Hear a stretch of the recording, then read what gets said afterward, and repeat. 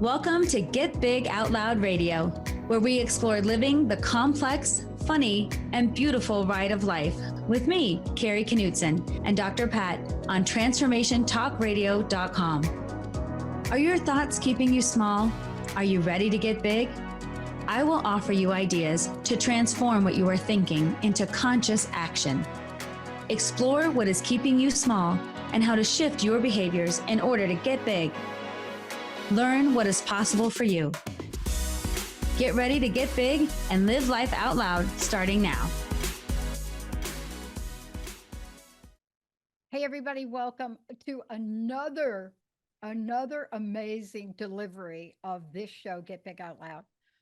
Look, I think that what Kari Knutson is bringing to the forefront today is at the core of what I'm seeing as a level of frustration, a level of overwhelm, and a level of what happens to us when we get stuck in the stuckness. So there's being stuck, then there's stuckness. So you could be stuck, but then if you're stuck in your stuckness, that's like a thing.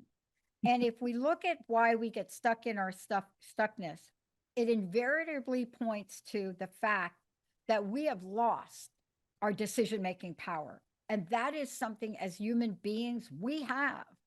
And we have so many dimensions of it. Today, Kari is going to take us, as she always does, on this amazing ride of life to talk about decisions and decisiveness. You know, as a professional speaker, a school counselor, a storyteller, a mother, a coach, a traveler, somebody that is out there all the time, not to mention an emotional intelligence expert. You know, we are here in the field looking at human development. And when we come to this idea of flexing the muscle of decisiveness, how many of you raise your hand? Do you know that you even have a muscle? Like, do you know you have that muscle? Because if you don't think you have that muscle, then I'll tell you where it puts you. It puts you in a pity pot, right? Because there's nothing worse than feeling you don't have the muscle of decisiveness, which means you don't have the right to choose. And I mean to choose. What am I going to do today? How am I going to do it? Do I want coffee? Do I not want coffee? Oh, how do I want to feel? Don't want to feel. Do I have control of that? Oh, maybe not. Well, wait, I need another month to decide the color of the shoes I'm going to wear. Whatever that is, we're here to help you. Right, Kari? That's right. You laid it all out perfectly, Dr. Pat. And I love how you said, maybe you're wondering, do I even have a muscle of decisiveness? And the truth is, yes, everyone has it, but sometimes we haven't worked it out in so long, we forget that it's there, or it's painful to use it once we start. Yeah. And the reason we're talking about flexing the muscle of decisiveness is for that reason that you said, like, sometimes we get into a rut, and then our rut gets us into a rut. And then even making a small decision takes a lot of effort. And sometimes we need to make some decision to get us moving in a better direction, but we get stuck. So I thought today we could talk about, what is that muscle of decisiveness and how do we flex it? I say when the stakes are low. So when the stakes are higher, you've practiced, you've built up some confidence, some strength in that muscle. But let's talk about this, because we're talking about we're not only talking about big decisions, we're talking about decisions in our everyday life. And, you know, one of the things I love about this topic is that, you know, most of us agonize over what we call the bigger decisions. However, if you have enough things that are in front of you and you don't consider them in the big tent, let's call it, I like to call it the big tent of your human potential. You're in the side tent. What happens is there is a process that if we're not mindful of it, it doesn't matter what tent you're in, you could have a pile-on of indecision, right? Yeah, well, and this is the thing. Sometimes we do think of it as the big 10 or the big decisions in our life, but what tends to waylay us sometimes is the smallest thing. And I tend to, when I think about even myself, sometimes we confuse flexibility with indecisiveness, and we get stuck in thinking things like, oh, I'll just be flexible. Like I'll ask my friend, what do you want to do? She goes, I don't know. What do you want to do? I'm like, well, I don't know. And instead of saying, well, let's pick something, I don't want to offend you. Maybe you don't want to do my thing. And then you're back and forth with the like, Oh my I God. don't know. I don't care. And then have you ever talked more about what movie you should see than it would have you Oh could just my see the God. movie already? You know, that are the human condition that we fall into. And I tend to feel like my if I had my default setting, it would be more flexible. Yeah. But I have to acknowledge that that's also doesn't serve me all the time because I tend to like cover my indecision with the sticker of flexibility and think it's okay. But really, sometimes we need to start with the smallest things and say, what do I really want? Without fear of offending someone, or you didn't really want to go get Thai food tonight, or whatever it is. To just really thinking, because sometimes we haven't asked ourselves in a long time, what do I really Yeah. want to do, even in this moment? And I see it as this: we kind of tend to go from moment to moment where we're like, I don't know. What do you want to do? I don't know. And then let's say we finally get to dinner. We ask the waitress, what's good here? We don't even decide, what we want for dinner. And then they're like, I don't know.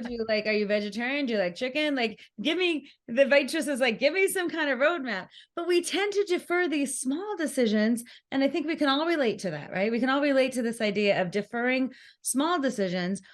And then when we do that time and again, we do not have the practice of flexing the muscle of decisiveness. So when it gets to our big 10 decisions and our big things, we are out of practice. And that's what I see people then looking outside of themselves for answers that sometimes don't fit their needs. And that's when they go, to society, do you think it's right? To family members, are you going to judge me if I do this?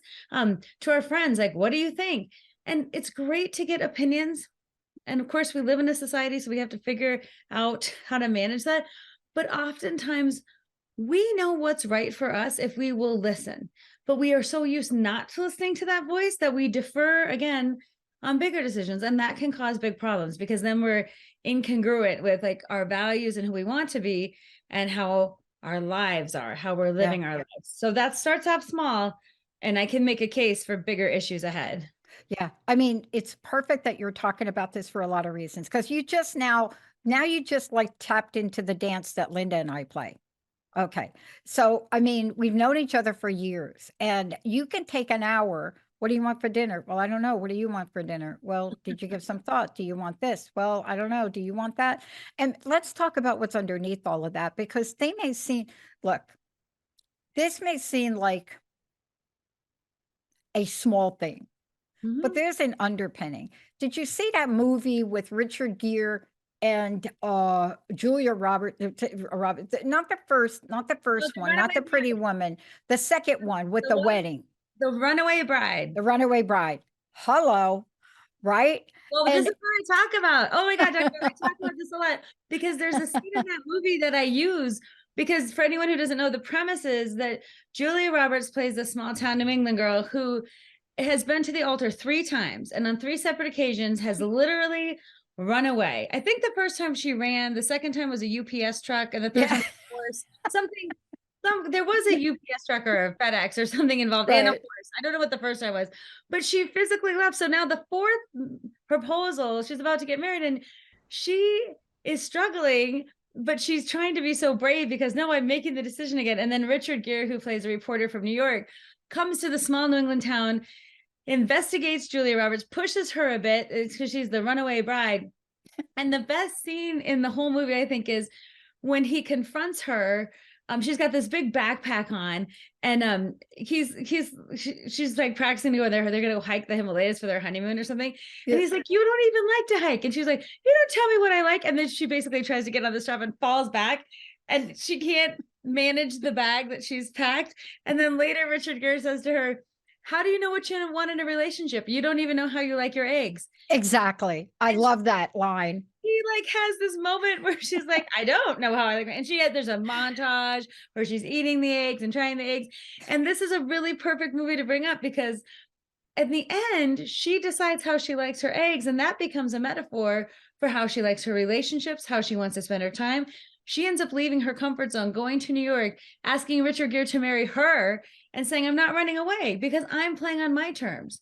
Right. So the whole thing, how do you like your eggs, is a very small and quite funny reminder. How do you like your eggs? How do you like to spend your time, with whom, doing what, where, what kind of decisions connect with your values and the outcomes you want? So sometimes I'll even say, how do you like your eggs, as a reminder to like be a decisive person and flex it when the stakes are low. So when the stakes are high, you have practiced. Yeah. And I love that we're talking about this, because when we take a look across the board at any given day, I don't care what day you pick, but indecisiveness and decisiveness may show up. And they may show up from the minute you come out of the gate and you have to pick something to wear. Hello, right? You got I can't speak for the men listening to this show. I don't know what they do, but I know like every day is a routine where there are some people will look in their closet the night before. I have a friend that will pick out her entire week, like the whole deal, right? But some of us, we have to feel that moment, and Mhm. we make decisions in that moment. And let's talk about that, because there are different decision styles, aren't there? Oh yeah. And some people default to like an impulse, where they don't like there could be something called decision fatigue, where you're so tired of making decisions you'll just kind of do an impulse, like I'll just take that, and then later you're not happy with it. You like bought something in the moment Yeah. and you're not happy. Other people have to ponder the decision, make a spreadsheet, consult an oracle, think about what all the choices, and then other people know what they want to do, but they're too scared for one reason or another to make that decision. In one minute, like they have their inkling of what they want to do, but then that voice comes up like, well, if you do that, then this might happen, or this might be a judgment, or like, what if you show up and look bad, or what? So then those, I call it the outer voice Yeah. chorus of Yeah. saying, you know what you want to do, but you don't, because some external, either actual force or an imagined force. What will people say? How will I respond? How will I justify this? So those are the kinds of things I see in people that keep us from making our decisions and then owning it and sticking with it, because we get waylaid in those things, especially if we become impulsive instead of decisive. We sometimes regret those decisions. Oh my God. Did you just bring this up? Okay. We're going to take a short break and we'll come back in a minute. We're going to talk about what gets packed into the word yes.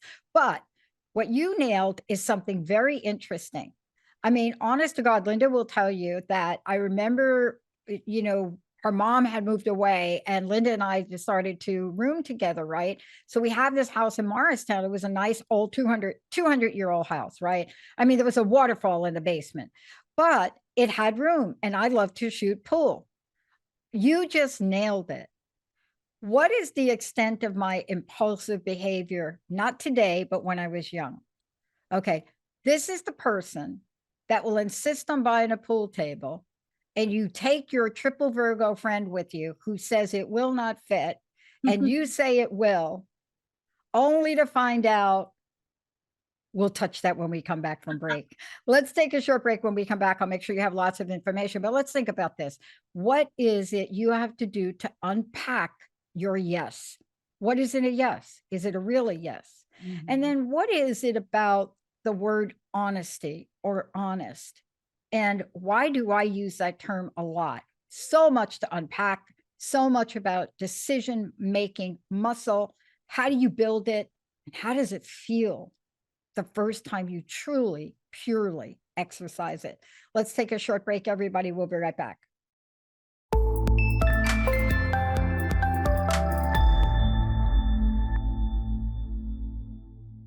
Welcome back, everybody. You're listening to Get Big Out Loud. Look, before we keep going, I want to just make sure folks know, one, how they can find out more about you, because you made a decision yourself, which we're going to talk about today. But Mhm. you made a decision and you're off in a path that your heart wants you to be in.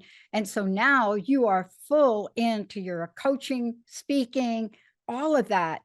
Tell Mhm. us about that and how people can find out about that. Yeah, so I transitioned from full-time therapist to full-time to presenter, public speaker. So I'm doing speaking, training, coaching, and I'm through my company Knutson Speaks, and you can find me at www.knutsonspeaks.com. And the interesting thing about making the decision after, so I've been a therapist since 2001 in different capacities, and then building my business on the side for the last like 5 years, and no longer 8 years. And to make the decision to leave one thing and go to another took a long time, and Yeah.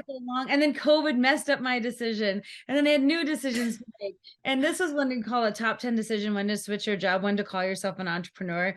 Like that was already tough enough. And like the minute I decided, COVID happened and canceled all my gigs. So then I had to decide again what my life is going to be like. And so the thing with deciding is I resonate so much with I think most people, like it's hard sometimes to make a decision, and it's hard to show up to make those decisions. And I look at my own experience, and I always say I'm talking about everything I need to learn. When you think about applied psychology, it's supposed to apply to your actual life. And all of these things that we struggle with are the human condition. And I am not I don't know, I don't get a free pass to not experience those things, even though I study this, because what happens is in the human experience, we're complex. We have different needs. We show up with our different personalities, and also different times in our lives call for different decisions. But I do think that overall, we as people could do better if we talked about the muscle of decisiveness, flexing it. And to your point, right before we left on the break, I feel like we sit in the box of yes, we sit in this big box of yes, and we're looking over at no, but we can't get out of the box. We can't say no, or we can't say, I don't want to do that. Or we can't say, we sit in this kind of trap of what we think we have to be when we really look out and see the options, and that causes suffering. Yeah, it And does. that's a Yeah. huge thing about being decisive. We have to think about why this is so important, not just because it makes things take longer, but it causes suffering too. Yeah. I'm glad you brought this. So two things I want to get to right away. First of all, as a cliff note to all of you, the pool table fit in the room, but the pool stick to play pool, you can only play from two ends. And I had to get a really short stick to do anything from the side pocket. So that's number one. And for those of you that don't know Linda and I have been friends since 1972. I was really lost as a young person, and her mom, her dad literally took me under their wing in so many ways. I learned how to become a better person from Linda and her mother and father. And that's a whole show we're going to talk about in the future. But, we're going to do a show that talks about mentors. But that's who Linda is. She's also one of our executive producers. She is the glue. She is the one everybody calls. So when people want something from us as a network, or don't want something, or don't like something, or didn't get something, they don't call any of the producers. They don't call me, and they don't call Jessica. Jessica on occasion. They will call Linda. She's the glue. Now, you have to be a triple Virgo to be able to do that. Her level of decision making when it comes to production is unprecedented. Yet, we all have our differences. Like I explained, Linda, what do you want for dinner? Well, I don't know. What do you want for dinner? Do you want mashed potatoes or baked potato? I don't know. I really like mashed potatoes, but I like the baked potatoes when you get it with the steak. But the mashed potatoes go better if you're going to have it. I mean, honestly, this is the dialogue. Now, here's where we are. I'm not going to go on my rant right now about how ridiculous the term quiet quitting is. So I'm just going to say it does not truly reflect the nature of multi-generational people. And I need to be very clear about this. This is a label that got put on millennials, Xers, Zers. And I have to say, just doesn't serve them. It's not correct. People are leveling the playing field, and they're making decisions in their life that say, I have to create some level of balance here, some level of equity here. Every day we make decisions. Sometimes it's equitable and not. Let's unpack the word yes. I want to start with that, because how many times do you say yes and you really mean no? Oh, if you stopped yourself, you would say, oh my gosh, a lot, right? To be nice, to move things along, because maybe you don't care that much. You don't want to hurt the person's feelings. You're too anxious to say no. it feels like a mark against you. And also, I do think the way we live our lives, we're supposed to be yes and people. Yes, and what else do you need? Yes, and what else can I do? Because we're supposed to be busy. So that's again a mark of like, if you're busy and you're doing things, then you have validation. So Yeah. that idea of saying no for a lot of people is like hard. I mean, like really hard. If you think about where it feels in your body, like for me saying no, I feel it right here. Like, oh, I have to create some courage around my boundaries. And that's what really saying no is about. The thing behind the no is a boundary that you're setting. And the thing behind the yes is a boundary that you're setting. But we really do have a lot of pressure to say yes Yeah. to, and it comes from, I think, this idea of let's please other people, don't make a problem, be flexible. And Mhm. I'm not saying be inflexible or be problematic, but I think there's a line between being flexible and being friendly, and also just saying like, I can't do that right now, that doesn't fit my schedule right now, thank you for asking me, it won't work for me at this time. Things that you can say that are still nice but still are honest for yourself. And then that's why I feel like when you say yes to things, if you're really flexing your muscle of decisiveness, the things you say yes to, you can do with your whole heart, rather than saying yes to a bunch of things you wish you could have said no to, and then you don't even Yeah. enjoy the things you wanted to. And that's why we're all stressed out, right? It is. It is. Yes. I want to stay with this for a minute because it shows up in so many ways. For example, we have 4 new producers and we've been mentoring them for several weeks now. I'm at the point now where and I'm spending a lot of time with them myself, giving them a lot of assignments, Jessica, and I get to the point where my nature really isn't to be super detailed. It's not my nature. Again, right? Jessica and Linda have they can claim that lottery ticket. But what I'm finding is if I do not provide these folks with honest feedback and say, it could be better if you did this, right? So my nature, it goes against my nature because it's so easy for me to think, oh my gosh, they're going to go out of their mind. They're changing this video opener now 6 times, and then you say to yourself, Pat, what is it about you? Do you really have to nitpick that? See, we have several minds. There's the mind where we know the thing to do. And then we have the mind that will convince us that the thing to do isn't the thing to do. Sure. Well, and your example is so perfect. Like you're training a new producer who doesn't know what they don't know. And you have an inclination of like, okay, after 6 times, oh, I feel bad saying to change it the 7th time, but I know they could be better. Right. So then you're asking yourself, am I coming off as overbearing or, aggressive? And then will it hurt their feelings? And then I don't want that dynamic in the relationship. And then how about I just did it 6 times? That was enough. And then you just play it over, right? And in real life, if you just stop the show for a minute, you're like, I know that I'm giving you constructive feedback, and you can even say criticism because people are scared of that word. But I think critical feedback Oh my God. Yeah. become better when you don't know what you don't know. And so I think too, in the spirit that we do that, we give it in a certain spirit, and we don't know how it will be taken, but that idea of like, I'm doing this because I want to be of service to you. I don't want you to look bad. I don't want you to be subpar. I want you to excel. And I'll do that a lot of times when I work with people who are trying to improve their speaking skills and think that they, in their own minds, they don't know what they don't know. So they can't tell that they like do this little head twitch, or that they go, and sometimes you have to work on one thing at a time. Sometimes you have to open them up to the idea of like, when I give you feedback, it's not because you're a bad person. It's because your speaking could be better. And if you want some help, I would love to help you be better. And I get feedback all the time for what I do. And sometimes you cringe, and sometimes like, oh man.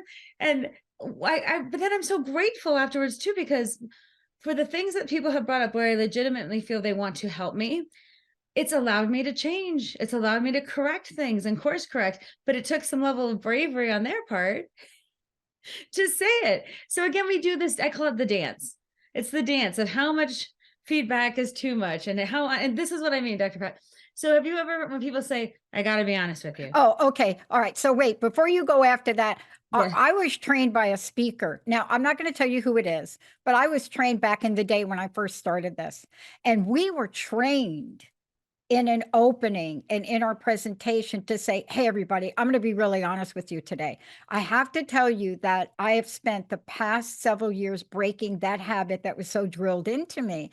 I never knew why they were saying that to me. It never felt right to me because I grew up with a family of broken promises. I mean, but we were trained in the, can I call it the old human potential arena, Yeah, right? sure. It is a sales pitch thing, and I didn't know it. But tell me about that. What the heck does that mean? Kari, I'm going to be really honest with you. Let me tell you. Well, that's is, and then you say, well, were you lying to me before? You're like, but it's the setup, and we just have normalized this. But it almost would be like, I haven't. If you were to deconstruct it, you would be able to say, if I just said, I'm gonna be on, I've got to be honest with you. The back end is like, I haven't been honest with you up until now. Yeah. Or I'm about to say something that's going to hurt your feelings because I spared you because I wasn't being honest. And so now honest brings up a lot of emotion, because if I'm going to be honest with you, it's going to be for something bad. It's going to hurt your feelings. You're going to react strongly. I've been keeping something from you. So when you say I got to be honest with you, I encourage you to see if you can switch to something else. Like, I'd like to offer some feedback right now, or Yeah. here's what I truly feel about the situation. But so, I got to be honest with you, is the setup, because it seems like you were faking it before. And why do we have to get to the point of some crisis before we say, I got to be honest with you? So again, think about that terms, especially in your relationships, when you talk to people, because it does set up in your mind, like, were you lying before? Like, that's what it does to me. Now you're being honest. And, this is what I love about this, because it's one of the things that when it comes to managing other people or managing a family, or it doesn't matter what situation you're in, when you're put in a situation where you're either asked a question or it's your job to provide information, and it is something to change. For me, what I have to say to people to really set the standard is, I'm going to be so direct with you right now because I really want you to see how precise this needs to be. If I don't say that, I'm telling you, I come from a place and I grew up in a place that we don't know how not to be direct.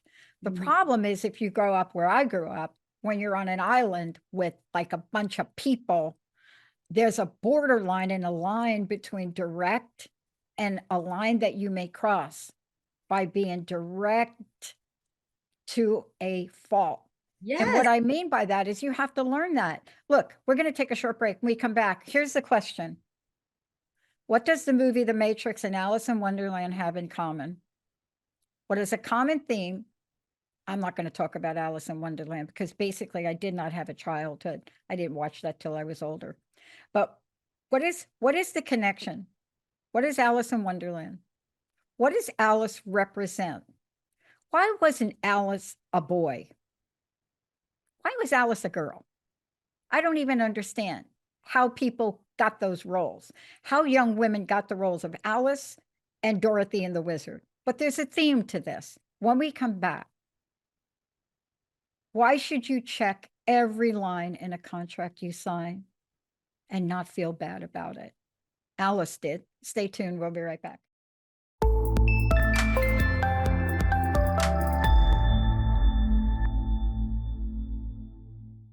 Hey, everybody, welcome back. It's so great to have all of you tune us in and turn us on. I am so thrilled. Kari Knutson is here, and she will be with us going through next year. We're really excited about what's going to be created for all of you. As we move forward together, we're going to do really innovative things with how we present our content. It's so absolutely amazing, number one. And it is not just, amazing in depth, but it's amazing in the piece parts of practicality that come from it. Before we talk about Alice, I gotta tell you, before we talk about, every time I hear Alice in Wonderland, I think Jefferson Airplane, Jacob. I'm gonna have to have you get that white rabbit thing up there. But before we do, again, tell people you are now fully embracing your entrepreneurship. Tell us how.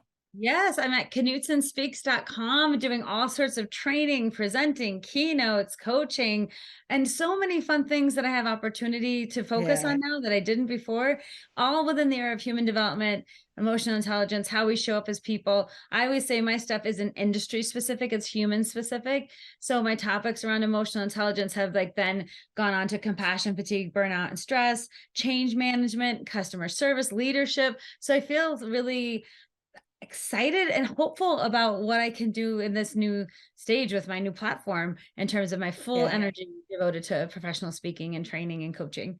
I love it. And actually, I have a couple of people I'm going to send your way. We're going to talk about that for a minute. Here's the thing I want to ask you about. Look, I mentioned decisions. I also made a reference to the Matrix. It is a decision thing that even people that did not see the movie and didn't understand what this meant, they were saying, oh, did you take the red pill or the blue pill? Now, let's put that aside for a moment because there is a connection. Hello, there really is, but I'm not going to tell you just yet, between that movie and Alice in Wonderland. But Alice in Wonderland really brings out the fear we have on decision making, the repercussions we have on decisions we make. And then there are the decisions we make that we later on look back and maybe we have regret, maybe we have resentment. And what Kari Knutson is about to talk to you about right now is how to protect yourself, how to shield yourself from those extraneous thoughts that may come to you that control you and not free you, because decision making is a freedom path. It's not a control path. It is the one thing we have that nobody could take away from us. It's a freedom to choose, right? But tell us about Alice. I can't help think of, Grace Slick. I'm sorry. I just went there. I'm so dated. Well, that's all right. You say what you got to say. My part about Alice in Wonderland that I like to bring up is in the story. At one point, she's in Wonderland. She's walking down a path, and there's a fork in the road, and she looks up and sees a Cheshire cat sitting in a tree, and she asks the cat, "Which road should I take?" And the cat says, "Where do you want to go?" And Alice says, "I don't know." Well, then he says, "Well, it doesn't really matter." And I think that moment in that line just stuck with me when he says, "Well, then it doesn't really matter." She's looking outside herself. "I don't know which road to take. What do you think I should do? What do you think I should do?" And the cat responds, "Where do you want to go?" And when she can't answer, he says the truth of it. "Well, then it doesn't matter." And she's left to figure out her own decision. And again, when we defer so much to outside forces, we never ask ourselves, what do I want? How do I feel about this? What makes sense for me? And again, I don't mean to say this at the expense of everyone else, because it sounds like, I think when we think about that, it's like all for me and none for you. I think there's a line in any kind of situation where, how they say too much of anything is too much, right? Like that idea of where's the line between like understanding myself, saying what I need, getting my needs met, and then constantly deferring to other people, constantly wanting them to affirm me, constantly needing to know, well, did I do it right? And that whole thing is we're scared that people won't like us, that people won't respect our choices, or they'll think we're silly. And so our fear does this. It goes like, comes right up here. And it's very overwhelming for many of us, that fear of judgment, the fear of also though making a wrong choice, because then we feel like now I have to stay in this choice. And that's another thing I find that we as human beings forget, that we can choose again. That idea of like, you might make a choice now and then you may choose again because different things will become clear to you. But if you're too scared to admit that you need to choose again, because we're supposed to like not have regrets and we're supposed to like make these decisions, whatever. But like, and in life, there's not one person I met that's like, you know what? My life turned out exactly as I planned. I had these goals and dreams. Here I am, unscathed. No detours along the way, no left turns over here, no setbacks. Look at me. Not one. I can't. And if you are that person, you call me right now and you tell me about your experience. Because Call me too. Call both of us. Get hold of both of us.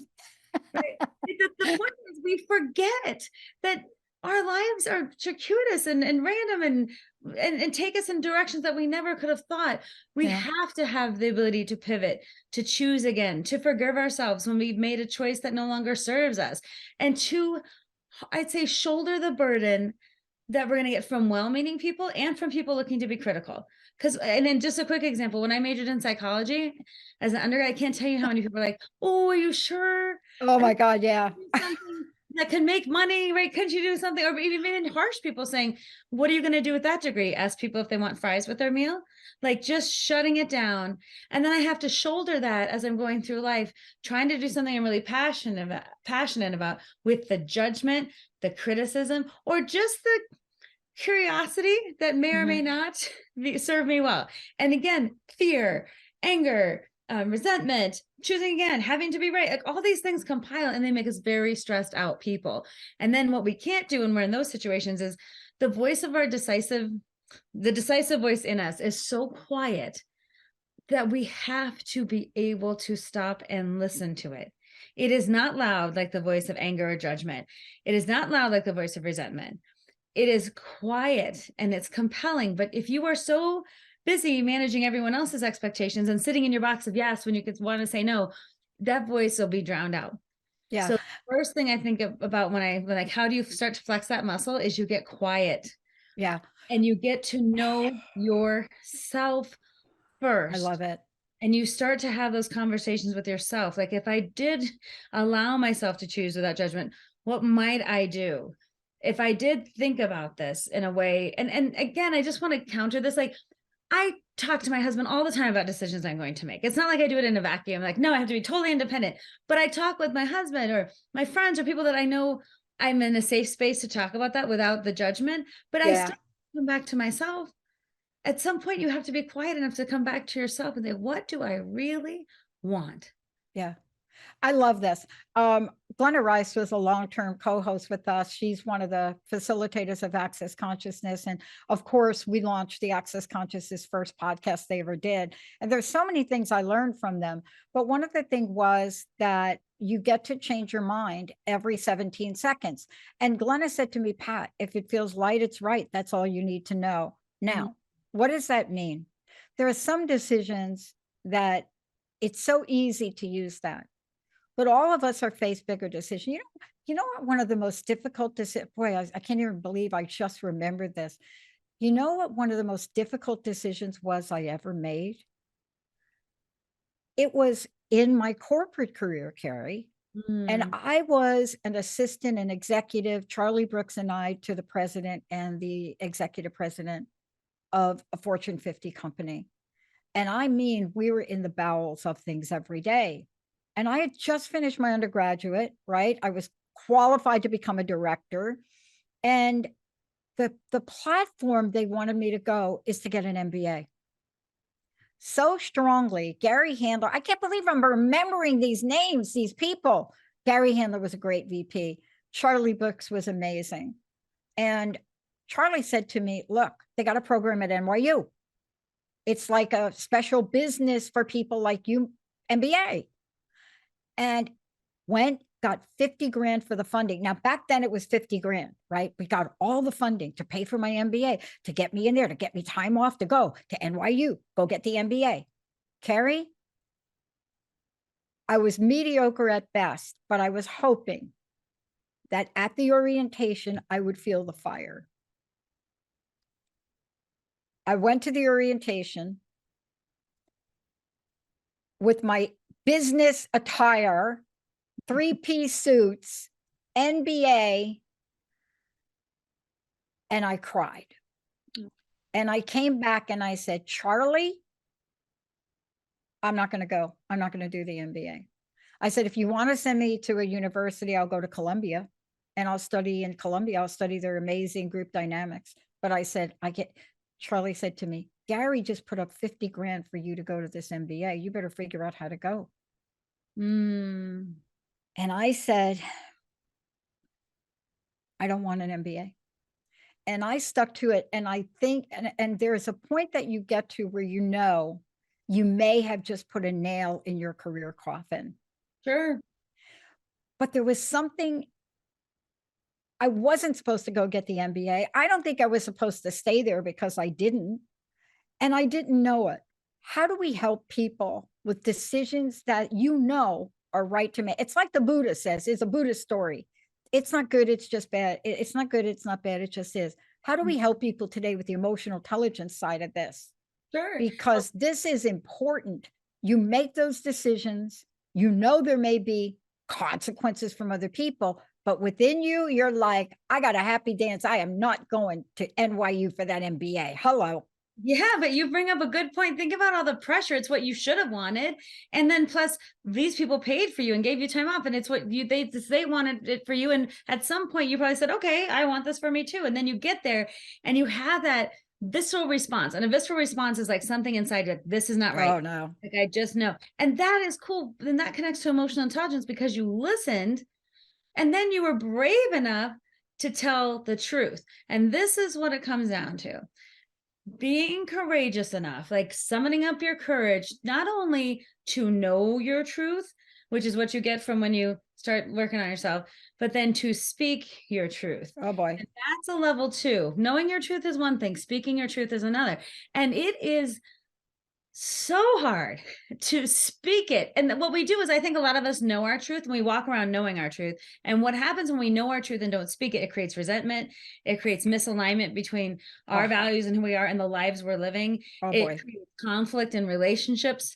It creates hard feelings when that resentment or I have to, or the idea of like, I have to fit in and do this, and but then you're miserable. And so again, that feeling inside you is a good indicator. I call it your internal compass.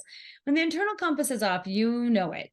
You may not show it, but that's why the whole thing we're talking about today, knowing your truth and what's right for you, and then speaking it the next level to whoever needs to hear is so difficult and takes courage to face like, well, someone's paying for you and this is what you said you would do. And don't you want this? Everyone else wants this. And if you did this, you could be like, whatever story, we can all play that out. Right. And some part of you, the best, quiet, steady, most wise part of you knows this is not right for you. Yeah. And you have a career story like that too, because each of us go through this. And I got to tell you right now, I coach a few women executives, and I will tell you this, some of the decisions they're having to make are gut wrenching for them. They are not getting any flexibility going back to work. Everybody thinks COVID's over. COVID is not over. There are still things happening in schools and elsewhere, but you have a career story too. Let's talk about yours, because this is your first year teaching high school. Oh my God. I just got to say, I couldn't do it. I couldn't teach high school. So I got to give you I got to give you the crown to wear. Well, this goes back a ways. Yeah, I taught high school 2010, I think, or something. So American Sign Language is a world language, part-time, to supplement me my being a therapist. And my first time in high school, and I had been teaching in I'd been counseling and teaching in K-8, but not high school. And so I was so overwhelmed, first of all, how tall everyone was, and the boys were all hairy and big. And I felt like saying, you put your finger, you sit down, like you're looking up at a grown man, right? So it's just like frightening. And I remember as part of our training, these people were like, this new educational technology called clickers, you'll be using clickers to do everything. And it was like overwhelming to, and immediately I thought, I could see using the clickers to play a game. I could see using clickers to take attendance, but I'm not going to teach through clickers. Like that just is not there. It was this thing, it was a device which was a clicker, and you're supposed to answer and things would shoot up on the board, and you get your technology set up. And all I thought was technology is going to break down, kids are going to mess with their clickers, the clickers will be novel for like the first 3 days and then they'll play with them. No, I'm not doing clickers. But it was this whole new like initiative, and the school spent $1 bazillion on clickers, and we were going to be judged on the clickers as part of our review and our evaluation. And I came home crying after the first week of training, just crying. And I was like, I can't do clickers. I guess it means I can't teach high school. And I was just, clickers were this thing. And I was like, I hate them. I can't see them working for me. And my husband was so great, because he's a high school history teacher. So all high school, all the time for him. And he looked at me very straightforward. He says, can you teach American Sign Language to high school kids? I'm like, yes. He's like, so do that. Teach kids American Sign Language. Go do that thing. And when he said, can you do it? Can you teach kids? And he said, can you do it without clickers? I'm like, yes. He goes, so don't use clickers. And he's like, if that's causing you so much angst, and someone who's never going to be in your classroom is on a clicker high because they just spent all this money on clickers and got a grant for it, let them do their thing and then say, here's how I chose to use the clickers in my classroom. But look at my efficacy as a teacher. Look at what these kids are learning. So I said, hell no to the clickers. But it felt so scary because in my heart, I'm like, no to clickers. I don't teach this way. And then showing up where everyone's using their clickers and me having to be like, I'm using my clickers in a very contained way. And then I'm teaching, right? So it was just funny all those years ago when my husband said, can you teach? Can you teach? And that was the core of it. Can you do what you want to do? And then I'm like, yes. So I got confident in what I can do, not what I can't do.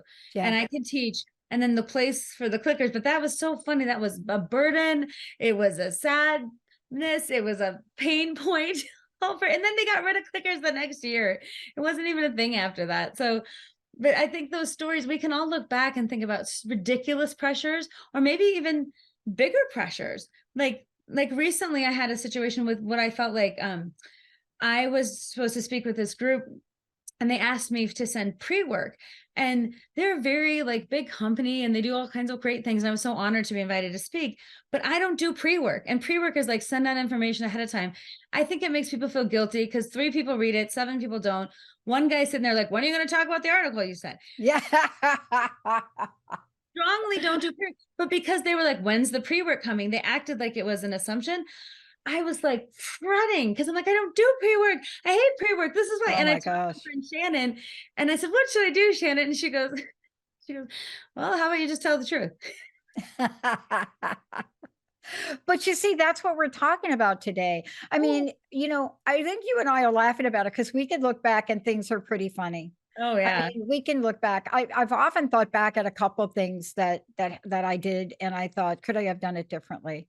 Mhm. But we look back, and I think what we have to learn is not to hold the energy of a mistake Yes. around our decisions. Yes. Oh, that's beautiful. Don't hold the energy of the mistake, and Right. give yourself permission to choose again. Yeah. Yeah. I Beautiful. mean, look, I did some strange things, especially when I was teaching, and I had to teach what is now known as sensitivity training, group dynamics. Mm. And I was doing this in my Columbia internship. And I decided one day that I was going to teach this class. It was a 3-hour deal. And I was going to come in and there'd not be a teacher. And I was actually the teacher, and I'm sitting in the room. So for 3 hours, you watch the human dynamics of what happens when there's an empty chair as the teacher and nobody shows up. And then I did another version of it where I sat at the chair at the beginning and I didn't say a word for 3 hours. And, I actually got that tip from, oh my gosh. When you study with some people in leadership and you understand how they operate, you have to decide who you're going to be in the world. Now, I will tell you, it was so uncomfortable for me to teach that class that way that I never taught it again. Yet the results were profound. The But it didn't results were align with profound. your, like, so it's like someone else saying, here's the lesson plan, but you don't teach that way. You don't show up that way.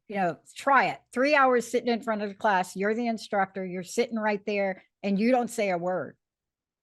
Now, what's the moral to this whole story today? We make decisions, so many. And here's Mhm. what I want to ask you about, because this ties into where we're going here about other people's expectations. There are the decisions we speak out loud. And then there are the 17,000 thoughts that go through our mind. I don't remember if it's an hour, where we're contemplating and making decisions in our mind that many people don't even hear about. Mhm. What is it for people listening today to help them stay out of the guilt and shame trap around things like this? I do think it centers back into knowing yourself and then trusting yourself and letting that small voice have some space, some airtime, and your ear, essentially. What do I really want? And spending time with those thoughts when, again, when the stakes are low. What do I want for breakfast today? What do I want my schedule to look like? There's some things we don't have any choices about whatsoever. We just got to get it done.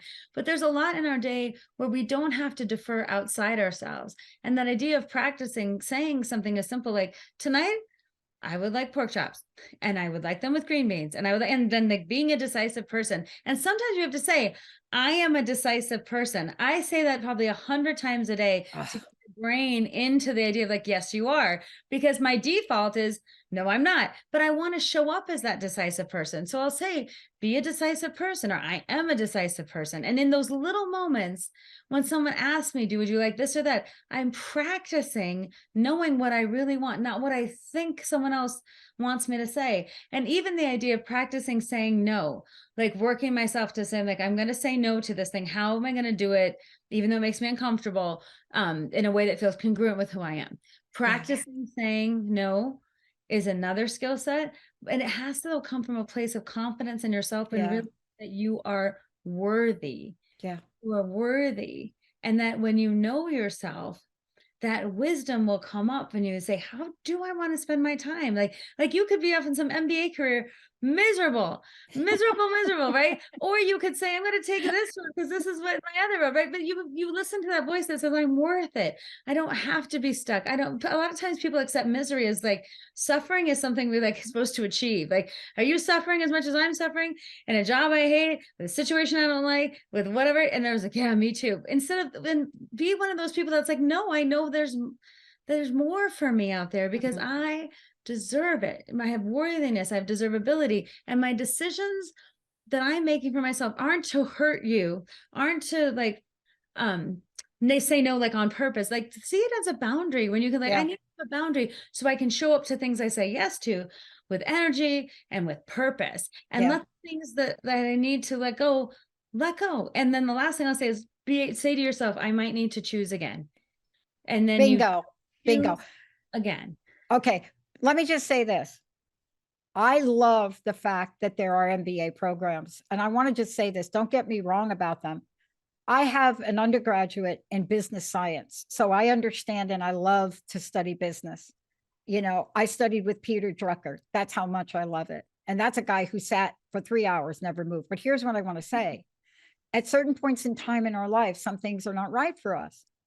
Later on, I went on and did what you said. I chose again. Now, I didn't go for an MBA, but I studied business in parallel to my psychology master's and PhD. That's why my dissertation is crossover. See, what you're saying is evaluate what's right for you in the moment you're in. Aren't you saying that? Kari, thank you for today. Personal message, website. Thank you so much for this. You're just rocking this. Thank you so much. I'm so touched to get to share all this with everyone. And thanks to everyone who listens and says, oh, what was this about? Oh, was that? Or I like this. I love getting your feedback and it makes me excited. And that's why I told Pat today to talk about Linda, because everyone's asking me, who's Linda? So thank you to our listeners. I love getting your feedback. My website is www.knutsonspeaks.com. You can find information about my trainings and my coaching. You can reach out to me via email for any questions. I love to be of service in any way that I can. I feel this work is so important. And the whole idea we're talking about Get Big Out Loud is let's talk about things that make our life better. Let's talk about it. All the things in our head. So this week, as you go through your week, I hope you can say 2 things. I'm a decisive person and I'm worthy.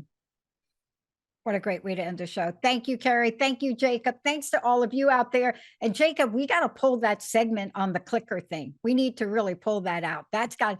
We got to do a little sharing with. Thank you, everybody. We'll see you next time. You have been listening to Get Big Out Loud Radio, where we explore the complex, funny, and beautiful ride of life with me, Kari Knutson, joining Dr. Pat live every second Monday at 10 a.m. Pacific on TransformationTalkRadio.com. I will help you to know which thoughts are keeping you small in order for you to get big. Get big and live your life out loud. For more information, visit KnutsonSpeaks.com.